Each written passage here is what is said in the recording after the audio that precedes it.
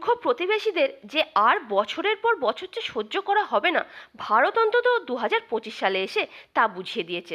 আর আমরা আমরা আর কতদিন এই মূর্খ হীরক রানীকে সহ্য করব? গোটা রাজ্যে অরাজকতা চলছে। সরকারি সিস্টেম কিছু আছে বলে জানাই যাচ্ছে না। লুঙ্গিস্তানে সরকারি বেসরকারি সব কর্মচারীরা রাস্তায় নেমে পড়েছে। ঠিক যেমন আমাদের রাজ্যে নেমে পড়েছে। যোগ্য শিক্ষকরা রাস্তায় বসে গেছে, সরকারি কর্মচারীরা রাস্তায় বসে গেছে, ডাক্তাররা কিছুদিন আগে রাস্তায় ছিল। ছবিতে মিল পাচ্ছেন কোথাও? ওনার দেখা নেই, অথচ উনি মঞ্চে নজরুল গীতি গান গাওয়ার চেষ্টা করছেন। রবীন্দ্র নজরুলের সঙ্গে কি জড়িত? বাংলার সংস্কৃতি, বাংলার শিক্ষা দীক্ষা, বাংলার পরিবেশ, এটাই তো জড়িত। সেই নিরিখে ওনার যোগ্যতা আছে কবি নজরুলের সামনে দাঁড়িয়ে গান গাওয়ার? সঠিক দায়িত্ব পালনই শ্রদ্ধা জ্ঞাপনের সেরা উপায়। বাংলার আইডেন্টিটি দেশের দরবারে নষ্ট করে দিয়েছেন।